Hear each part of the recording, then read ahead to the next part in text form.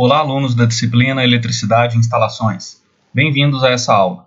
Hoje veremos um pouco a respeito do dimensionamento dos condutores de uma instalação elétrica e do dimensionamento dos condutos dessa mesma instalação. Então, no primeiro caso, o que a gente quer dimensionar é a espessura dos condutores, dos cabos que vão ser utilizados para a condução de corrente elétrica até as cargas que nós temos naquela instalação, que podem ser motores, lâmpadas, tomadas de uso geral, que são aquelas tomadas comuns que a gente tem em residências, e algumas tomadas de uso específico, que são aquelas que visam atender um certo tipo de carga, como é o caso aí, normalmente do chuveiro elétrico. Aquela tomada de uso específico porque apenas o chuveiro é conectado a ela. Aquelas outras tomadas que a gente pode conectar e desconectar diferentes cargas são as tomadas de uso geral. E em seguida, nós vamos avaliar como é feito o dimensionamento dos condutos, que são aqueles elementos na instalação destinados a proteger os condutores, proteger e abrigar os condutores, como é o caso do famoso eletroduto, que aparece nas instalações residenciais. No caso de instalações industriais, outros condutos também são comuns, e nós vamos dar uma olhada neles aqui também. O dimensionamento dos condutores é feito com base na corrente que flui por eles, ou seja, depende diretamente do tipo de carga que vai ser alimentada. Se eu tiver um motor com uma certa corrente, eu preciso pensar nos cabos que vão suportar aquela corrente ali por tempo indeterminado. Ou seja, enquanto aquele motor estiver em funcionamento, o circuito elétrico precisa fornecer aquele valor de corrente e não pode gerar nenhum sobreaquecimento, nem estragar esses condutores, no sentido de fazer com que eles derretam devido ao aquecimento que eles sofreram. Então é necessário observar esse critério, que é chamado de critério da máxima condução de corrente, para garantir um funcionamento adequado.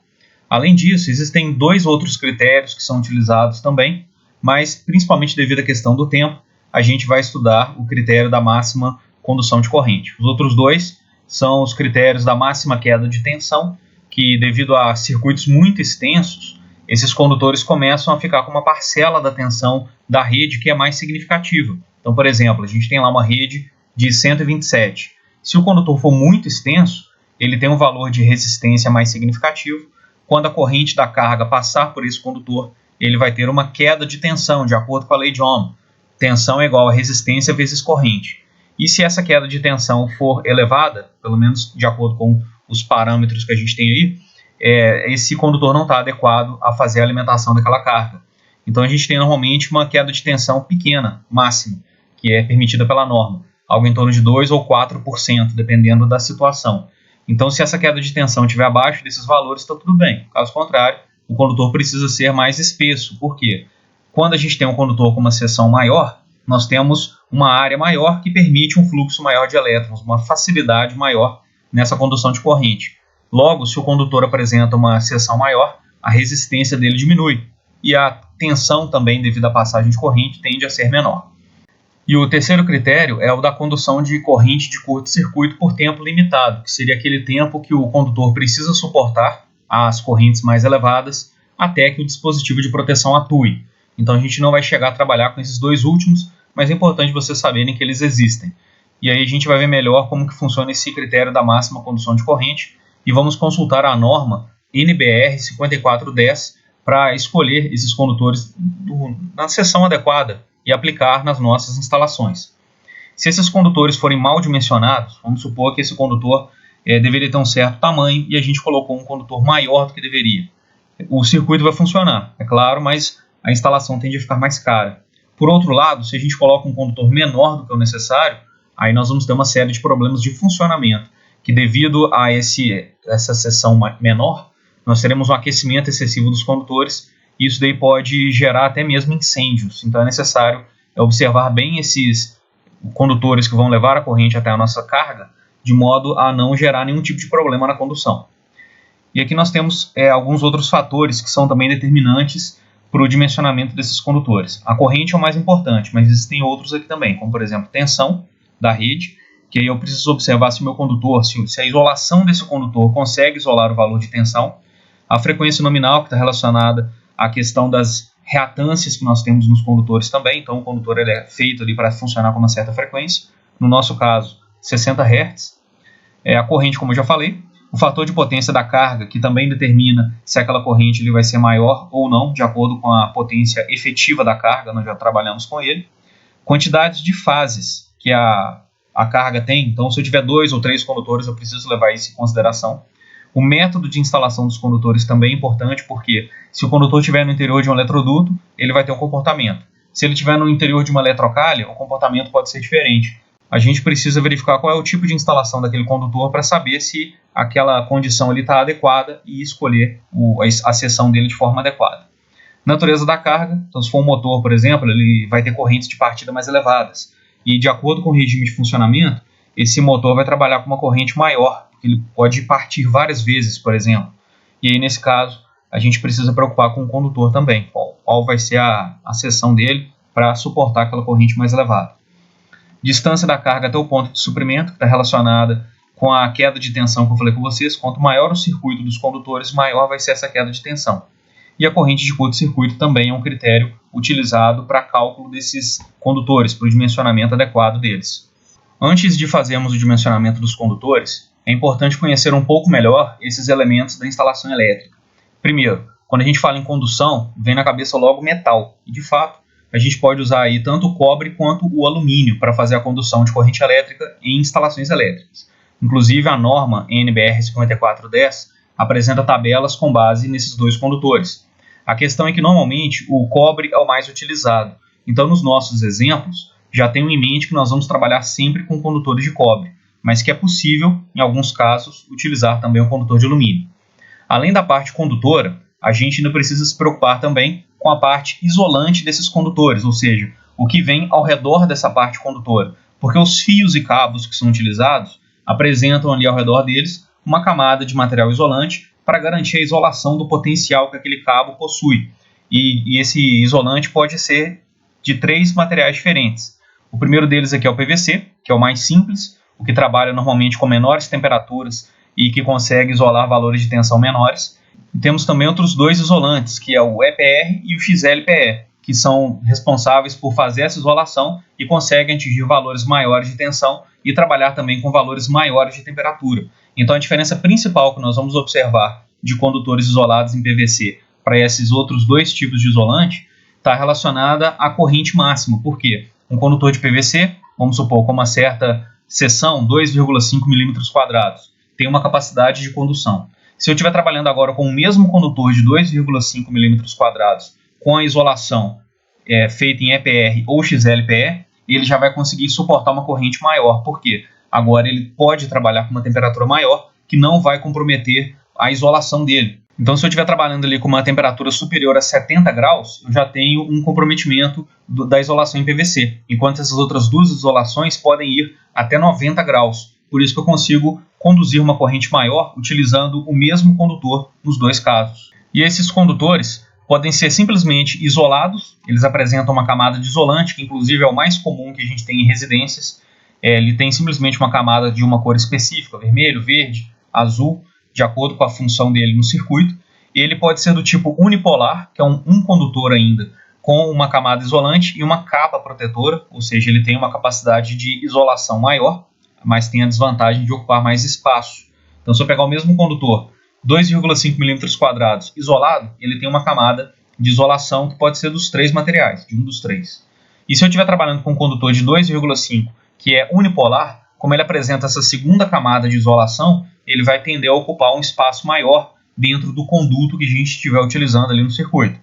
E nós temos também a possibilidade de trabalhar com condutores multipolares, que são vários condutores dentro de uma mesma proteção. Então, eu tenho cada condutor isolado entre eles, e quando esse conjunto estiver pronto ali, 2, 3 ou 4 condutores, é colocada uma capa protetora ao redor dele, como no caso do unipolar. A diferença é que aqui a gente está trabalhando com 2, 3 ou 4 condutores ao mesmo tempo. Na verdade, isso pode chegar até quantidades maiores, dependendo da necessidade da instalação elétrica que a gente tem. E aqui a gente pode ver essa diferença. Então, primeiro, eu até escrevi aqui fios e cabos. A diferença principal entre esses 2 elementos é que o fio é formado por um único corpo de material condutor, igual a gente está vendo aqui nessa primeira imagem. O cabo é formado por vários fios, e isso permite uma flexibilidade muito maior. Então, de maneira geral, em instalações mais recentes, nós temos o uso de cabos. Esses fios que aparecem nas instalações são mais antigos. Então, o mais usado atualmente é esse aqui. Se vocês pegarem uma instalação mais antiga, vocês podem até encontrar o fio, mas não é comum atualmente. E aqui nós temos, então, o condutor isolado, que vem ali uma camada, a parte condutora dele pode ser um fio ou um cabo, não quer dizer que o condutor isolado é sempre fio, aqui só no exemplo mesmo que apareceu assim. Então tem ali um fio ou cabo de cobre e a isolação dele. Se for o cabo unipolar, nós temos a isolação e uma segunda camada de isolação que aparece aqui, ou seja, ele tende a ocupar um espaço maior do que esse primeiro, porque ele apresenta duas camadas de isolação. E no caso do condutor multipolar, esse aqui é de duas vias, nós temos os condutores, uma isolação para esses condutores que são isolações individuais, e depois nós temos uma isolação para o conjunto, ou seja, esse cabo aqui é ideal para alimentar circuitos que trabalham com dois condutores ao mesmo tempo. Em uma instalação elétrica, seja ela predial ou industrial, é feita a divisão dos circuitos. Isso quer dizer que nós temos dentro do quadro de distribuição, que é aquela parte do nosso circuito onde os condutores chegam lá do medidor, a partir do ponto onde a gente faz a divisão para o restante das cargas, ali dentro nós temos vários dispositivos de proteção. Vamos imaginar no caso de uma residência. Todos aí devem ter aquele quadro onde a gente tem uma série de disjuntores. E aí cada disjuntor é responsável por uma parte da casa. Então tem disjuntores ali que estão responsáveis pela iluminação, outros por tomadas. Temos um disjuntor que é específico para o chuveiro, ele é único, apenas o chuveiro está conectado a ele. Nós temos disjuntores de acordo com as cargas que são colocadas ali naquela instalação. E isso significa que o circuito foi dividido. Temos o disjuntor geral, claro, que é responsável pela instalação inteira, e depois é feita a divisão para cada tipo de carga que eu tenho ali. Então, normalmente nós temos pelo menos 3 disjuntores, que é um para iluminação, um para tomadas de uso geral, que são essas tomadas que a gente pode ligar e desligar os aparelhos, e um para o chuveiro. É claro que nada impede de ter 2 disjuntores de iluminação, por exemplo, um para iluminação de serviço e outro para iluminação social, não tem problema algum. Mas a questão é que nós temos essa divisão de circuitos, e o mesmo acontece na indústria. Nós temos lá, cada conjunto de motores, por exemplo, é responsabilidade de um centro de comando de motores, que é um quadro onde ficam as proteções daqueles motores. Nós temos também a parte de iluminação, que a gente já tem um quadro de distribuição de luz, um QDL, e isso daí vai depender do tipo de carga que nós temos. E essa divisão é feita em todo tipo de instalação, porque ela traz uma série de vantagens. Primeiro, com relação à segurança, porque a gente consegue, fazendo essa divisão, nos preocupar com a proteção dos circuitos individuais, de modo que se um desses circuitos apresenta algum defeito, a gente vai interromper apenas aquele trecho ali da nossa instalação. Isso daí já vem a questão de serem funcionais, né? Essa divisão do circuito é funcional também. A gente fala aí da ideia de conservação de energia porque depois que esses circuitos são divididos, nós temos a possibilidade de trabalhar com condutores menores para cada circuito. E aí a gente vai ter correntes menores fluindo por ele. Isso geraria uma conservação de energia e também uma conservação de valor na instalação propriamente dita. Isso facilita também a questão de manutenção, porque tendo circuitos separados, eu posso desligar apenas uma parte daquela instalação para fazer a manutenção nela e depois eu passo para a próxima. Ou seja, eu não preciso desligar toda a instalação para conseguir fazer a manutenção em um único trecho. Aqui, como eu falei, deve-se criar circuitos específicos para certas partes da instalação, de modo que não seja afetado por defeitos em outros circuitos. Ou seja, deu problema em uma parte, só aquela parte é desligada. Deve-se criar condições nos quadros de comando e nos condutos que permitam futuras aplicações. Isso daqui significa que, se for necessário depois instalar uma tomada extra, por exemplo, vamos colocar um ar-condicionado no quarto, ou vamos colocar um ventilador de teto a mais, enfim, algo que não foi previsto na condição inicial, é possível colocar no quadro ainda. Sobra ali algum espaço para a gente poder colocar novos disjuntores ou novos dispositivos de proteção que vão ser utilizados naquele circuito. E é necessário também distribuir as cargas de maneira equilibrada entre as fases. Isso porque, se for uma carga trifásica, não tem segredo, ela usa as 3 fases. E isso daí já causa um equilíbrio entre as 3. Agora, se eu tiver várias cargas que são monofásicas, 127 ou 220 volts, eu preciso me preocupar com essa questão da divisão para não sobrecarregar uma fase. Então tem lá as fases A, B e C. Se eu tiver 10 cargas monofásicas, eu não vou ligar tudo da fase A para o neutro. Eu vou ligar algumas da fase A, outras na B, outras na C. E aí o neutro sim é comum para todas elas, porque elas são 127. Agora, se elas forem 220, aí eu vou observar, uma parcela usa ali as fases A e B, outra parcela usa B e C, e outra parcela usa A e C. Eu vou tentar sempre fazer essa distribuição entre as fases. E nós temos, dentro da norma NBR 5410, qual é o tipo de instalação e qual é a capacidade dos condutores dentro daquele tipo de instalação. Porque, como eu falei com vocês, se eu tenho um condutor em um eletroduto, é diferente daquele mesmo condutor em uma eletrocalha, é diferente desse mesmo condutor em uma canaleta. Então, eu preciso observar qual é o método de instalação que eu tenho para conseguir verificar qual é a capacidade que esses condutores têm naquela situação. Porque, em alguns casos, vai ser mais fácil dissipar calor do que em outros. Então, a corrente ali, onde esse calor é mais facilmente dissipado, pode ser maior. E aí a ideia é a seguinte, a norma apresenta para a gente algumas condições que são chamadas de referências. Nem sempre o nosso circuito vai estar dentro de uma dessas condições, mas elas são as referências para a gente poder verificar qual é o método utilizado. Então, por exemplo, nós temos aqui a nomenclatura A1. A1 aqui significa condutores isolados em eletroduto de seção circular embutido em parede termicamente isolante. Só que o A1 não é só isso, porque nessa condição o condutor tem um certo comportamento. Em todas as outras condições que o condutor tem esse mesmo comportamento, nós vamos chamar de A1. Depois, se eu tiver a condição A2, essa daqui, cabo multipolar em eletroduto de seção circular embutido em parede termicamente isolante. Todas as vezes que eu tiver um condutor em uma situação onde ele se comporta do mesmo modo como nessa parede termicamente isolante aqui, eu teria uma situação A2. Aí, por exemplo, B1, condutores isolados em eletroduto de seção circular sobre parede de madeira.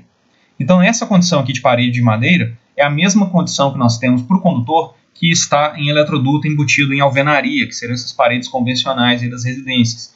Então, tanto essa condição aqui é B1, quanto o eletroduto embutido em alvenaria também é B1. Então, o que a norma coloca aqui para a gente são referências. A1, A2, B1, isso aqui é o que importa para a gente na hora de fazer a consulta da tabela. E aí depois eu vou ver. Na tabela 33 da norma, nós temos várias possibilidades de métodos de instalação. E aí eu vou observar o método que eu tenho e qual é a referência dele, qual é o código desse método que eu tenho ali. Então, para ficar mais claro, vamos dar uma olhada na norma. Então tá aqui, eu abri a NBR 5410, é uma norma bem fácil de ser encontrada aí na internet, vocês numa pesquisa rápida já conseguem fazer o download dela. E a ideia aqui é a seguinte, ó, abrir a tabela 33, ela fala tipos de linhas elétricas. E aí eu venho aqui, olha, ó, o método 1 está escrito aqui, condutores isolados ou cabos unipolares em eletroduto de seção circular embutido em parede termicamente isolante. A referência é o A1, como nós já vimos. E aí eu vou vendo aqui os vários métodos que existem e aqui na coluna final eu vejo a referência desse método. Então, se eu quiser aqui, por exemplo, condutor unipolar em eletrocalha, aí eu venho aqui e procuro essa condição.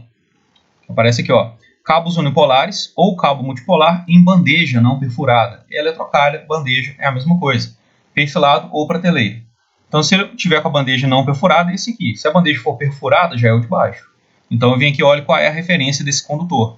É a referência C, aqui de baixo, referência E se for multipolar e F se for unipolar. Então, eu vou conferindo aqui na tabela qual é aquela referência que eu tenho ali para minha instalação. Porque depois eu vou usar essa informação mais à frente. Eu preciso desse código aqui.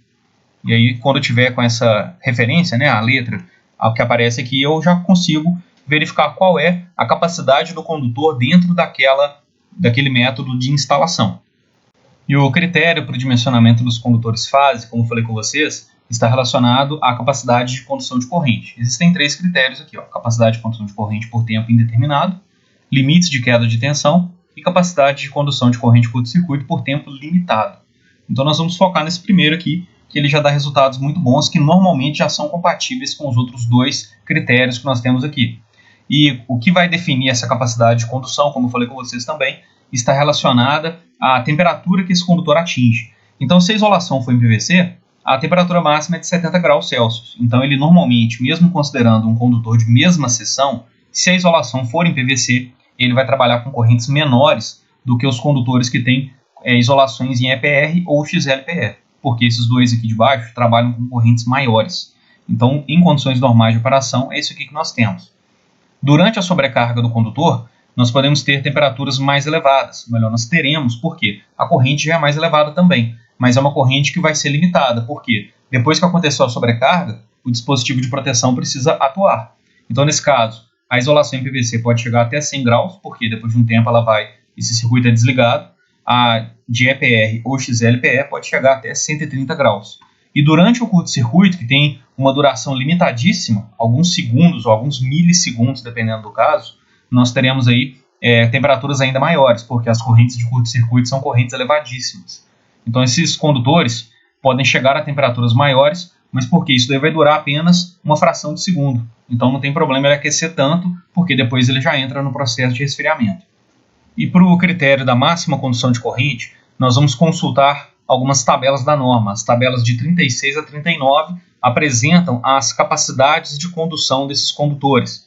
Então elas trazem para a gente os métodos de referência, que eram aquelas letras que nós vimos referente a cada tipo de instalação que nós temos. Elas trazem também o tipo de isolação que nós temos, se é PVC ou EPR e XLPE. No caso, esses dois últimos têm o mesmo comportamento, então as tabelas para eles são as mesmas. E aqui nós observamos também se o circuito tem 2 ou 3 condutores carregados, ou seja, se é um circuito monofásico ou trifásico. Então, analisando essas tabelas, nós conseguimos definir qual é a capacidade de condução para cada seção de condutor que a gente tem ali. Eu vou mostrar isso na norma também, vai ficar mais fácil de entender.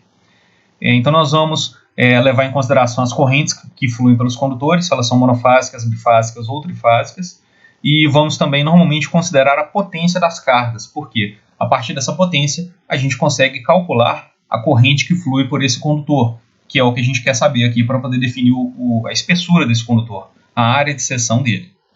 Então temos aqui a tabela 36, ela fala o seguinte: capacidade de condução de corrente em amperes para os métodos de referência A1 até D.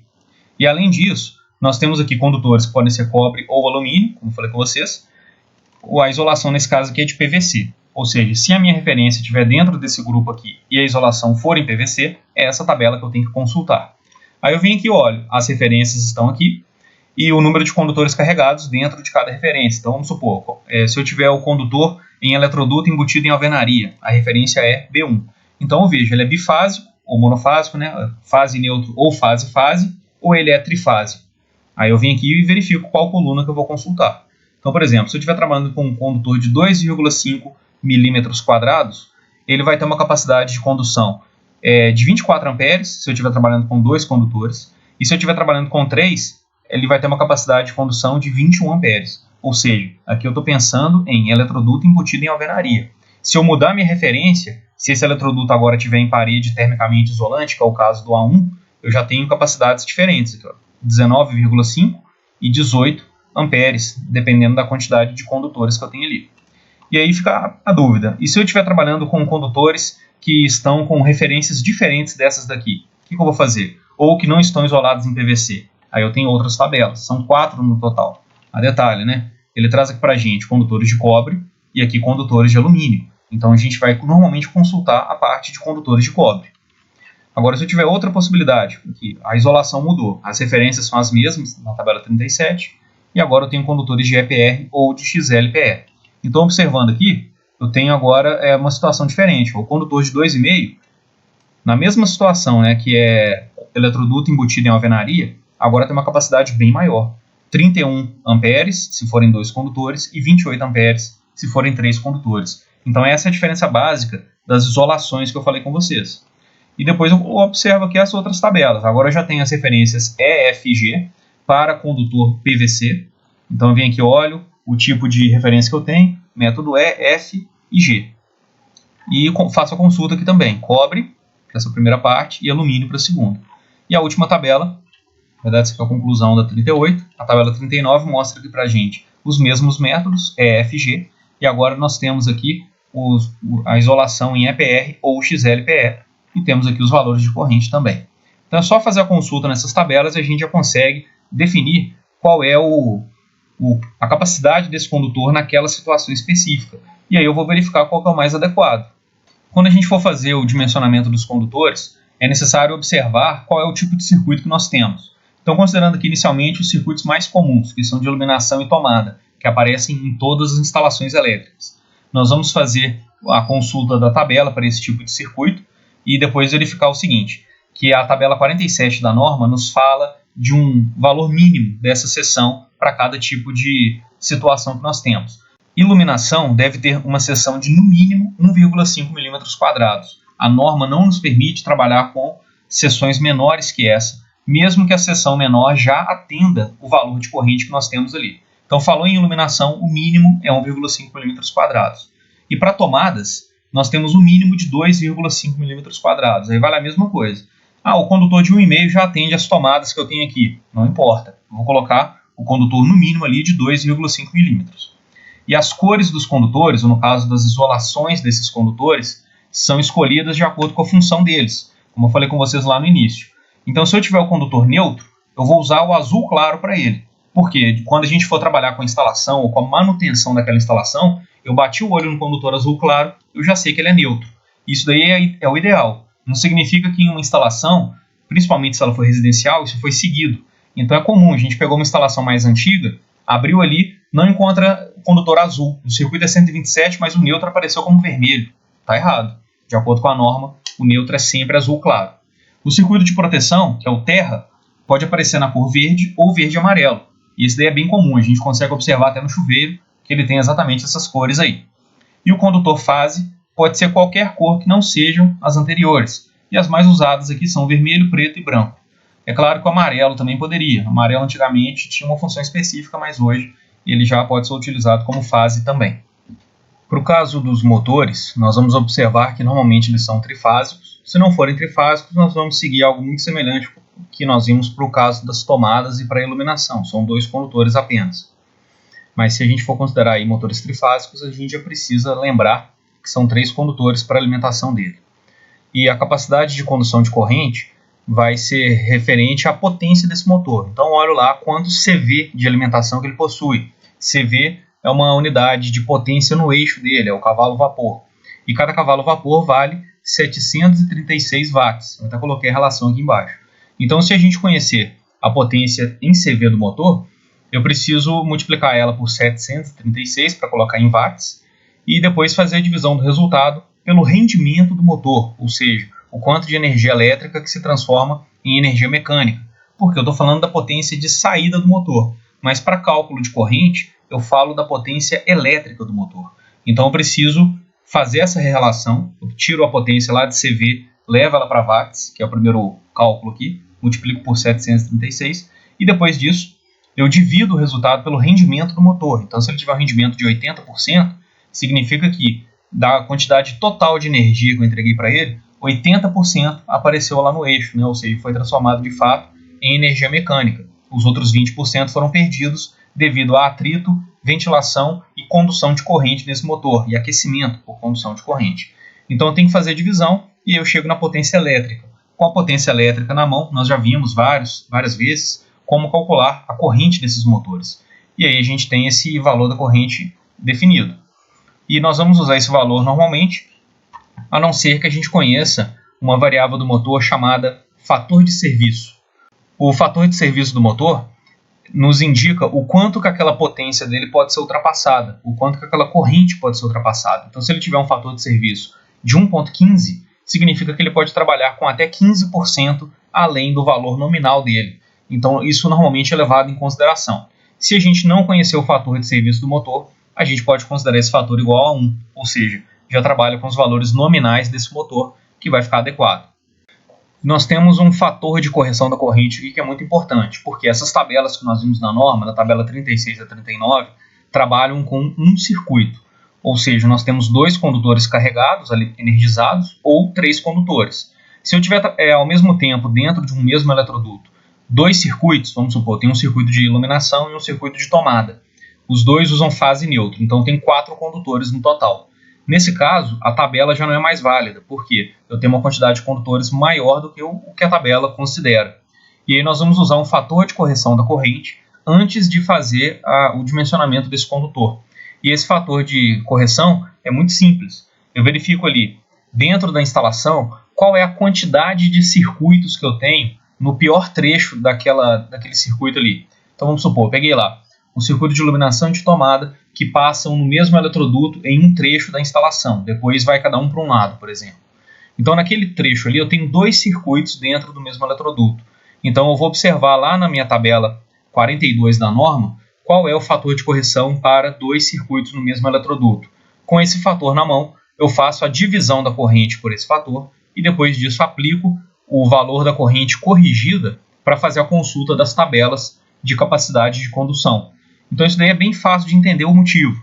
É porque nós temos mais condutores agora conduzindo corrente, a geração de calor aumenta. Então as capacidades de condução que eu tenho ali precisam ser maiores para garantir uma condução adequada, porque eu tenho mais calor envolvido, eu vou atingir aquela temperatura limite da isolação mais rápido. Então eu vou considerar que aqueles dois circuitos trabalhando em conjunto equivaleria a cada circuito trabalhando individualmente com a sua corrente corrigida. Ou seja, eu peguei ali uma corrente, por exemplo, de 10 amperes. Aí eu fiz a divisão pelo fator de correção, vamos supor que eu encontrei 12. Então quer dizer que se eu tiver os dois circuitos ao mesmo tempo com seus 10 amperes, é como se eu tivesse cada um funcionando ali com 12 amperes separadamente. Ou seja, eles já vão exigir um condutor maior para garantir essa condução da corrente de forma adequada.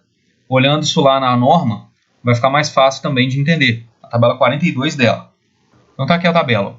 Fatores de correção aplicáveis a condutores agrupados em feixe. No caso, quando a gente tem mais circuitos dentro de um mesmo eletroduto. Ou canaleta, ou eletrocalho, enfim.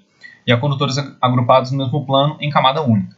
De maneira geral, nós vamos consultar essa linha aqui, ó, em feixe, ao ar livre ou sobre superfície, embutidos em conduto fechado. Normalmente a gente vai olhar essa linha aqui mesmo. Então, se for apenas um circuito, o fator de correção é 1. A gente não vai considerar que essa corrente sofre alguma outra influência. A tabela já está adequada para ela. Agora, se eu tiver dois condutores dois circuitos dentro de um mesmo eletroduto, ou de uma eletrocálise, de uma bandeja, cada corrente vai ser dividida por 0,8 antes de fazer a consulta na tabela. Então, igual eu falei, se eu pegar ali um circuito que tenha 10 amperes, eu não vou levar na tabela direto os 10 amperes. Eu vou olhar primeiro.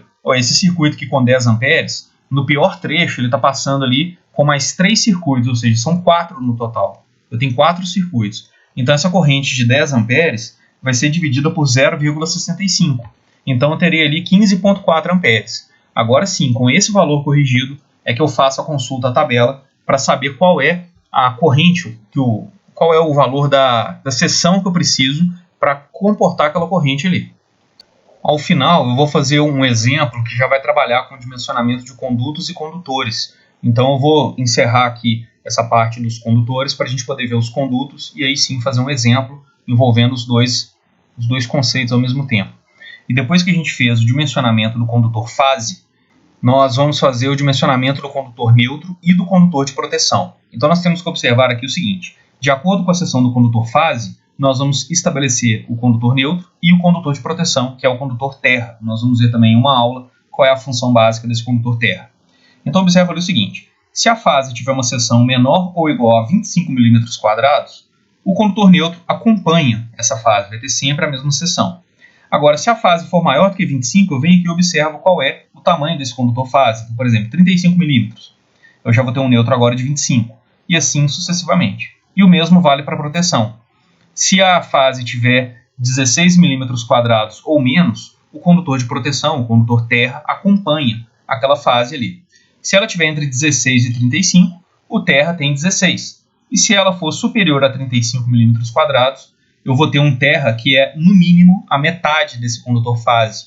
Então, eu preciso fazer aqui a divisão por 2 e observar quais são os valores na tabela da norma que a gente tem aí como valores comerciais, ou seja, que eu consigo encontrar. Porque, por exemplo, não adiantaria eu pegar aqui 35, 17,5 é a metade. Mas será que existe um condutor de 17,5? Aí eu vou pegar o próximo condutor que aparece ali em termos de valor. O valor maior do que aquele que eu encontro ali na norma. E agora nós temos o dimensionamento dos condutos.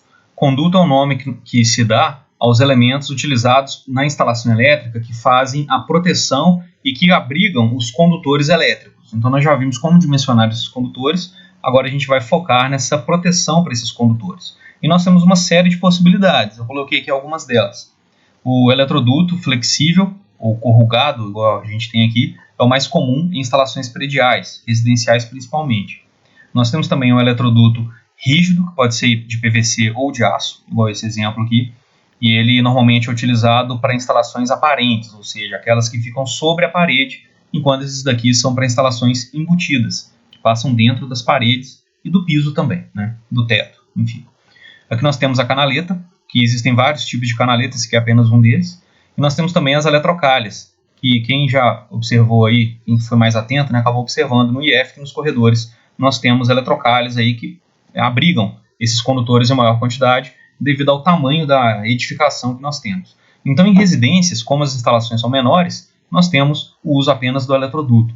A partir do momento que a instalação fica maior, passa a ser interessante trabalhar com as canaletas e com as eletrocalhas ou bandejas, igual a gente está vendo aqui. Vamos começar aí pelos eletrodutos, como que esse dimensionamento é feito. Então, primeiro, como eu falei, eles podem ser de PVC. Se for de PVC, ele pode ser corrugado, que é aquele que é embutido, ou pode ser também PVC rígido, que é normalmente usado para instalações aparentes. Ou pode ser também de ferro galvanizado, usado para instalações aparentes nesse caso. O diâmetro mínimo dos eletrodutos utilizados em instalações é de 16 milímetros. Então, em um diagrama, por exemplo, o eletroduto de 16 milímetros não é indicado, porque ele é o menor valor que é utilizado. Se eu estiver utilizando um valor maior do que 16, aí eu costumo indicar no meu diagrama qual é esse valor. E os eletrodutos, como os demais condutos que nós vamos ver, vai ser definido com base na área ocupada. Eu não posso pegar um eletroduto e encher ele de condutores, passar o máximo possível ali até ele ficar superlotado. Isso não existe, porque devido à dissipação de calor que nós temos, é necessário que exista uma área livre dentro desse eletroduto para permitir essa troca de calor mais fácil entre o condutor e o meio. Caso contrário, se a gente colocar muitos condutores no interior do eletroduto, a gente sofre o risco aí de ter esses condutores perdidos devido a sobreaquecimento. Então é necessário observar que nos eletrodutos nós nunca vamos ultrapassar 53% de ocupação, mas que essa taxa de ocupação depende da quantidade de condutores que nós temos no interior dele. E isso fica mais claro observando isso daqui, ó. Então eu tenho o eletroduto, ele apresenta aqui para a gente uma seção útil, que seria essa parte onde eu posso colocar os condutores, e ele tem aqui uma parte externa. Se eu for olhar o diâmetro total dele, isso daí não resulta na área interna total, porque ele tem uma espessura da parede.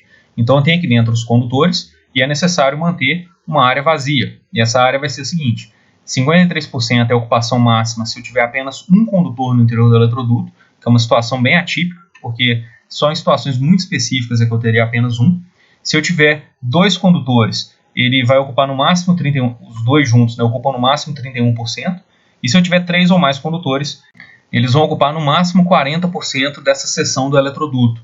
Então eu tenho que sempre ficar de olho nisso daí. E a expressão que aparece que é bem simples. A área ocupada, que é a taxa de ocupação do eletroduto aqui, ou S porcentagem, é igual ao somatório de todas as seções dos condutores. Então, SC é a área externa do iésimo cabo contido no eletroduto, ou iésimo condutor, dividido pela área útil do eletroduto, ou seja, o quanto que ele pode ter aqui de área de seção, né, em milímetros quadrados. E a gente multiplica isso daí por 100. E aí esse valor nunca pode passar dessas porcentagens que a gente está vendo aqui embaixo. Então percebam que se eu falo que o condutor é de 2,5 milímetros quadrados, não significa que ele vai ocupar uma seção do eletroduto de 2,5 milímetros quadrados. Pelo contrário, vai ser sempre maior do que o valor da parte condutora, porque nós temos ali uma camada isolante cobrindo esse condutor. Então, sempre que eu falar em um condutor no interior de um eletroduto, de uma eletrocalha, eu tenho sempre que pensar que ele ocupa uma área maior. E aí vai ser necessário observar qual é essa área real. Por quê? Eu tenho 2,5 milímetros quadrados, mas qual é a área que a isolação está ocupando ali naquela seção? É 2,5 do condutor mais quanto da isolação? Que aí sim, eu saberei qual é a área correta para poder usar no meu cálculo e verificar essa ocupação do eletroduto, igual a gente acabou de ver aqui. Eu coloquei essa tabela de um fabricante de eletrodutos. É claro que isso daí vocês encontram bastante na internet, nos catálogos desses fabricantes, quais são os tamanhos utilizados e as áreas ocupadas ou ocupáveis dentro desses eletrodutos. Então eu coloquei aqui um exemplo e coloquei 4 tamanhos. Então tem de 16, 20, 25 e 32 milímetros. Aqui a gente tem a espessura da parede, o diâmetro interno, que seria o externo menos 2 vezes a espessura da parede, de um lado ao outro. E aqui a gente tem a área interna do nosso eletroduto. Então eu vou observar que os condutores que eu tenho dentro do eletroduto nunca podem ultrapassar os 40%. Normalmente a gente usa esse valor porque é muito fácil ter mais de 2 condutores dentro de um eletroduto, porque um circuito usa pelo menos 2 condutores. Se eu tiver 2 circuitos ali, eu já terei aquele limite de 40%. Então eu venho aqui e olho, 40% dessa área vai ser o valor máximo que eu posso ocupar. E aí eu vou verificar se os meus condutores estão dentro desse valor limite. Caso não estejam, eu preciso usar eletrodutos maiores. Então eu vou fazer essa observação. Outra possibilidade é fazer o cálculo da área que vai ser ocupada pelos condutores, considerando aí suas isolações, e depois dividir esse valor por 40%, que aí eu verifico qual é o eletroduto que vai atender a essa demanda que a gente tem aqui. E essa outra tabela aqui já fala de eletrodutos rígidos de PVC, que no caso são os eletrodutos usados para instalações aparentes, muito comum em indústria. Então nós temos aqui o tamanho do eletroduto, ou os tamanhos, né, na primeira coluna. Aí vem aqui tamanho de rosca, diâmetro externo, enfim, tem uma série de características. E aqui a gente tem classe A e classe B, que está relacionada à espessura da parede. O eletroduto classe A tem uma espessura maior, e isso daí faz com que ele tenha uma área útil menor, igual a gente está vendo aqui.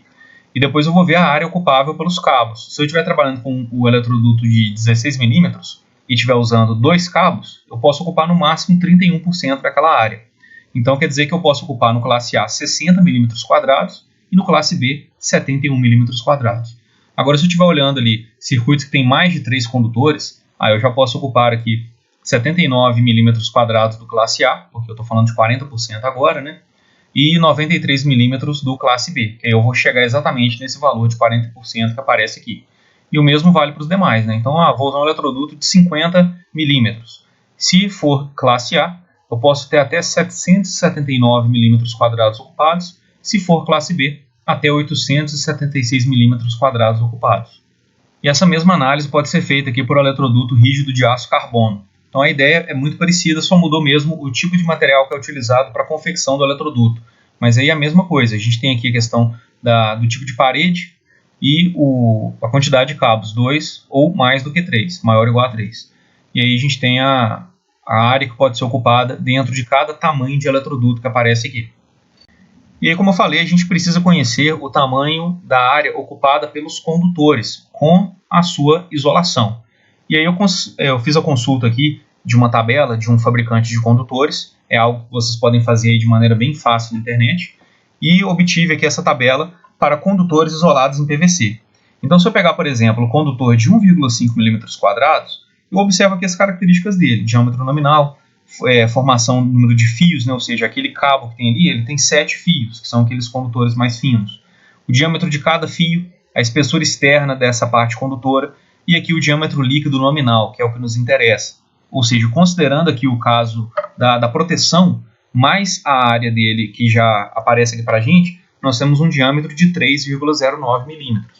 E aí, se eu quiser calcular então a área da seção que esse condutor de 1,5 mm² vai ocupar, o que eu faço? É o diâmetro líquido nominal. Se eu dividir por 2, eu tenho o raio, que nesse caso aí é 1,55, e se eu elevar o raio ao quadrado e multiplicar por π, eu tenho a área ocupada. Ou seja, o condutor de 1,5 mm² ocupa 7,49 ou 7,50, né, 7,5 mm². Por quê? A gente precisa considerar aí a isolação dele também.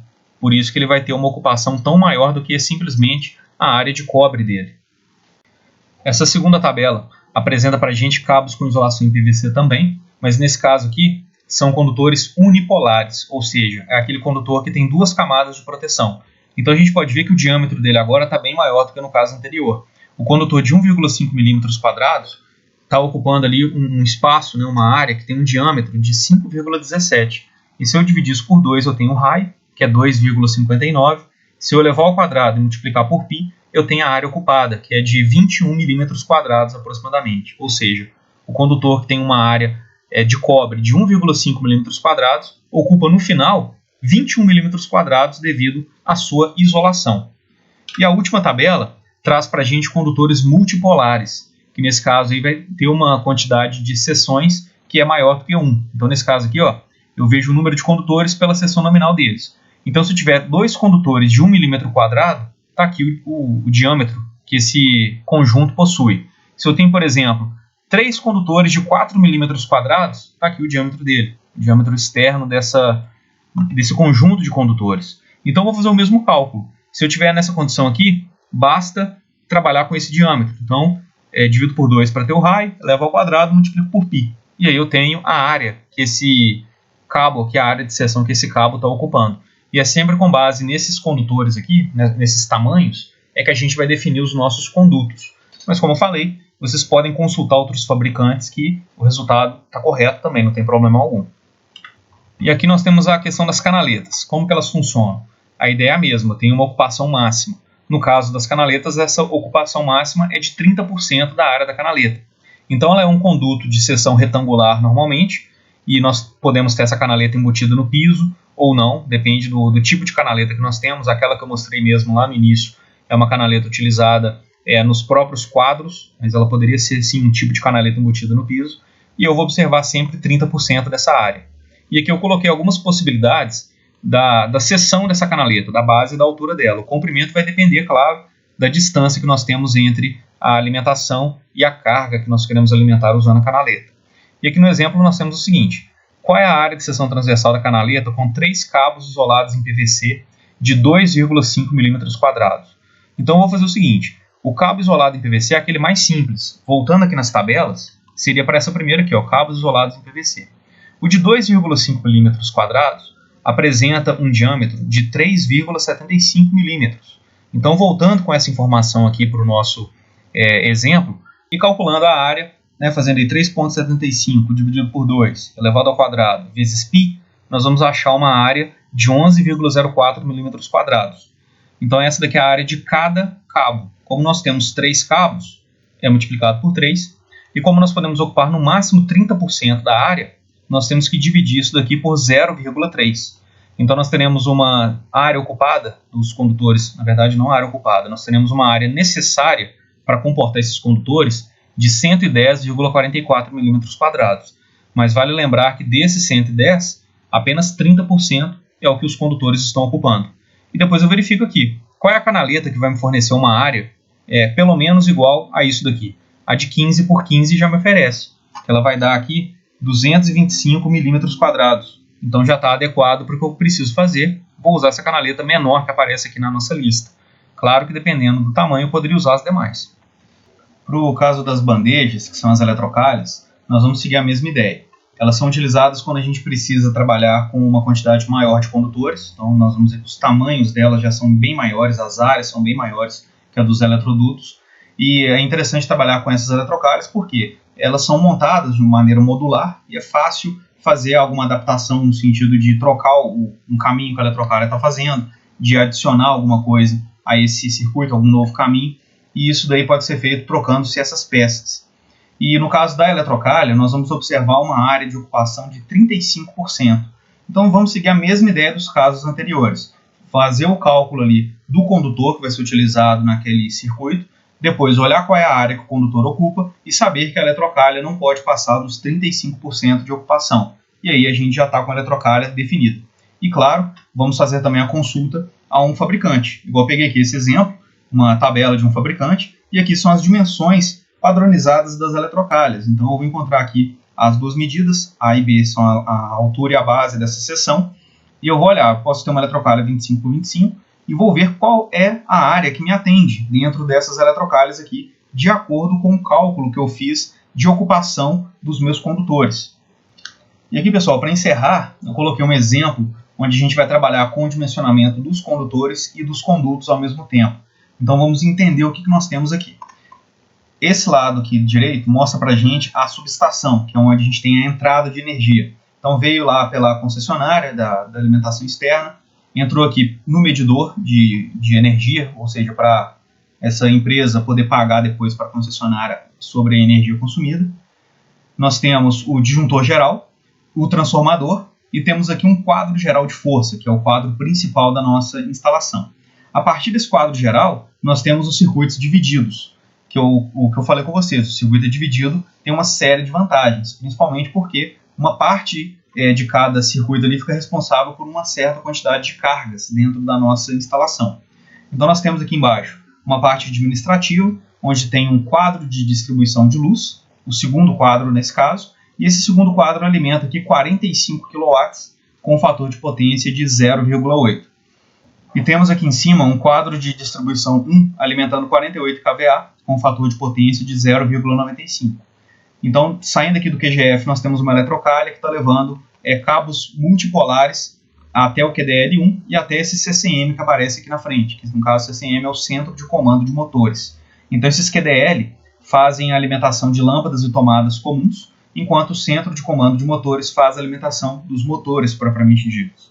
Então, aqui nós temos no QGF uma eletrocalha está saindo para cá, e um eletroduto de aço está saindo para cá, para o QDL2. E aqui no final nós temos o CCM com canaletas que fazem a alimentação dos motores. Então a canaleta está servindo aqui tanto para o motor de 100 CV, que é esse que aparece aqui embaixo, quanto para os motores de 30 CV e de 50 CV, que aparecem aqui também. E nesse caso nós temos o seguinte: os motores têm essas correntes indicadas aqui no enunciado. O de 100 CV 244 amperes, o de 50 tem 124 amperes e o motor de 30 CV tem 78 amperes. Então nós vamos fazer o dimensionamento dos condutores para cada motor seguindo esse princípio aqui do valor de corrente, e vamos também fazer o dimensionamento do condutor que está chegando aqui para o CCM e do condutor que chega para o QDL1.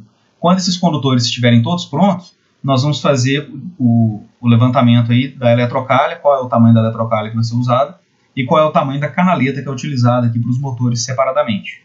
Temos mais alguns dados importantes aqui também. No caso dos motores, vamos considerar que eles são trifásicos, alimentados aqui com condutores unipolares. No caso da canaleta, ela está levando aqui condutores multipolares até o QDL1 e até o CCM. E no caso do eletroduto de aço aqui que está indo para o QDL2, nós estamos trabalhando com condutores isolados em PVC. Isso deve ser importante na hora de fazer a consulta às tabelas. Além disso, a gente percebe que cada motor tem sua canaleta separada, então quer dizer que aqui eu não preciso aplicar aquele fator de correção de corrente, porque os circuitos estão individuais. Nesse trecho aqui também eu não preciso, porque eu tenho um circuito apenas, que está saindo do QGF até o CCM, e aqui eu tenho dois circuitos que saem do QGF, um vai para o QDL1 e o outro vai para o CCM. Então nesse trecho aqui, nessa eletrocalha, eu precisaria me preocupar com a questão do agrupamento de circuitos. Agora para o restante aqui, está bem tranquilo, eu não precisaria me preocupar. E o mesmo vale para baixo, né? Porque eu tenho um eletroduto de aço que está levando apenas um circuito até o QDL2. Vale lembrar, né, pessoal, que eu tenho o QGF alimentando o QDL, e do QDL depois vai dividir aqui, eu posso ter 10 tomadas aqui dentro, 10 lâmpadas, enfim, aí eu vou ter a divisão. Mas do QGF até o QDL é um circuito só, porque eu estou alimentando só o QDL. Enquanto aqui, do QGF até o QDL é um circuito, e aí depois isso vai ramificar para várias lâmpadas e tomadas, e do QGF até o CCM é um circuito só, que depois vai ser ramificado para 3 motores. Então eu tenho que pensar nisso, onde eu tenho um circuito e onde eu tenho mais de um circuito. Então aqui no exemplo, devido à questão de tempo da aula também, eu vou resolver para o motor de 100 CV.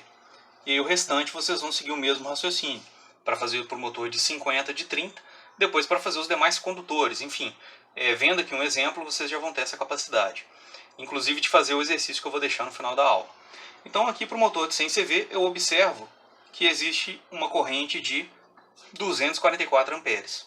E o método que nós vamos usar aqui para a instalação é a canaleta embutida no piso.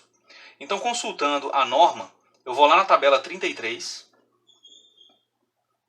e encontro que o método de referência que condiz aqui com a canaleta embutida no piso é o método B1. Essa informação é importante, vamos guardar ela aqui por enquanto. E agora a gente vai lá na tabela 36 da norma, porque ela fala de condutores isolados em PVC, e nós podemos usar esse conceito mesmo. Se não me engano, não foi informado no enunciado, vamos considerar que a isolação aqui está em PVC.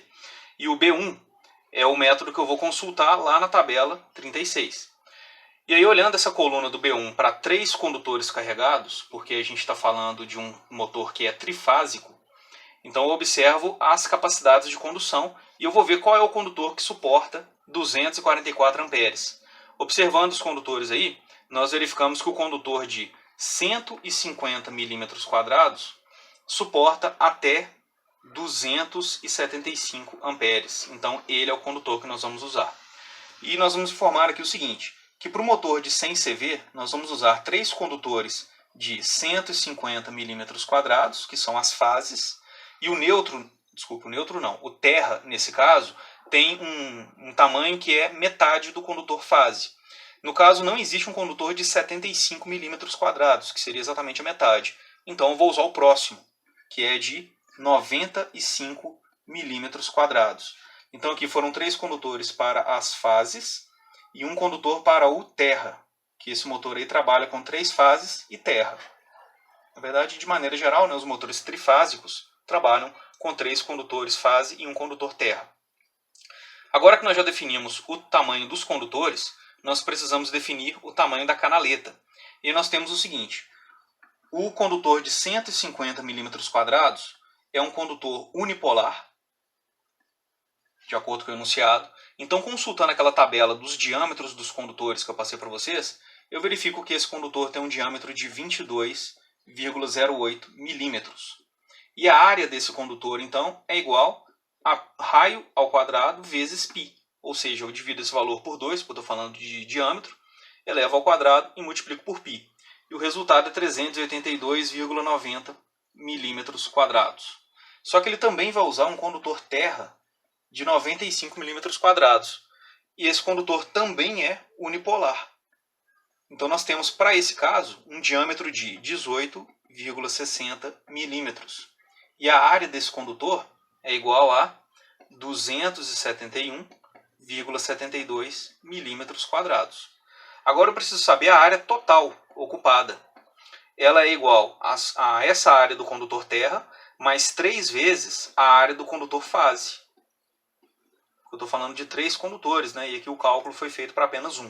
Então, fazendo essa soma aqui, o condutor terra mais 3 vezes do condutor fase, nós teremos uma área total de 1.420,42 milímetros quadrados. Então, isso daqui é a área ocupada pelos condutores, não é a área da canaleta que eu estou precisando ainda. Por quê? Considerando aqui a canaleta, né, uma seção retangular, e lá dentro eu tenho 3 condutores de 150 milímetros e um condutor de 95 milímetros quadrados. Então, se eu somar aqui essas 3 áreas, mais a área do condutor terra, eu tenho 1.420. Só que agora eu quero saber a canaleta. É o total aqui que me interessa. Qual é a área que essa canaleta deve ter? Nós sabemos que a área ocupada tem que ser menor ou igual a 30% da área da canaleta. Então, basta fazer o seguinte. A área da canaleta é maior ou igual a 1.420,42 dividido por 30%, ou 0,3. E a área da canaleta aqui tem que ser maior ou igual a 4.734,73 milímetros quadrados. E observando a canaleta de 110 por 50 milímetros, nós temos uma área de 5.500 milímetros quadrados. Isso significa, então, que para o motor de 100 CV, nós vamos usar 3 condutores de 150 milímetros quadrados, um condutor de 95 milímetros quadrados. E eles estarão dentro de uma canaleta que tem essas dimensões aqui, ó, 110 por 50 milímetros. Isso daí atende o nosso caso. Como eu falei para os demais motores, é só vocês darem uma conferida nos valores de corrente e seguir o mesmo raciocínio que eu coloquei aqui para vocês. E como exercício para daqui 2 semanas, eu gostaria que vocês fizessem o dimensionamento dessa parte de baixo aqui desse circuito, dessa instalação. Então vocês vão chegar aqui ao resultado do condutor que vai ser utilizado aqui nesse eletroduto de 15 metros. Para isso, vocês vão utilizar essa potência que foi informada aqui e o fator de potência também. Lembrando que para poder dividir pela tensão de alimentação, vocês vão ter que considerar a potência aparente, ou seja, 45K dividido por 0,8 resulta aí na potência aparente. E aí sim vocês vão poder fazer a divisão pelo valor de tensão. Nesse caso aqui, como a gente está usando uma parte administrativa, vocês vão considerar a tensão de alimentação 127 volts. Então, recapitulando, vocês vão me entregar daqui 2 semanas o dimensionamento dos condutores aqui que vão para o QDL2, e esses condutores vão ter que suportar uma corrente que é 45 kW dividido por 0,8 dividido por 127 volts. Então, dimensionou o condutor, faz o dimensionamento do eletroduto depois, ou seja, com isso daqui vocês vão conseguir aplicar os conhecimentos da aula de hoje, dimensionando tanto condutores quanto eletrodutos. Eu vou ficar disponível para tirar dúvida hoje, nessa terça-feira, a partir das 16 horas. Então, de 16 às 18 eu estou disponível para as dúvidas por causa da recuperação paralela. Mas quem quiser perguntar alguma coisa a respeito dessa aula de hoje, pode ficar à vontade também. Eu sei que vocês têm outro atendimento, o horário está passando do atendimento, né? Vocês vão ter o atendimento às 16h30, mas às 16 horas eu já estarei disponível lá no Teams. E o atendimento de vocês aí vai até 17h30 e eu vou até às 18h. Então, quem quiser me procurar antes ou depois do atendimento de hoje, que já é um atendimento marcado, padrão da terça-feira, pode me procurar nesse atendimento extra que eu estou fazendo, não tem problema não. E precisando me mandar alguma mensagem pelo AVA, pelo e-mail, pelo fórum, pode ficar à vontade também que eu respondo a dúvida. E claro que semana que vem tem atendimento normal, das 16h30 até as 17h30. E para quem vai fazer a prova de recuperação paralelo, não se esqueça que ela é na próxima semana. Então já tem aí os exercícios, deem uma olhada direitinho e a gente vai conversando. No mais, bons estudos para vocês e nos vemos em breve.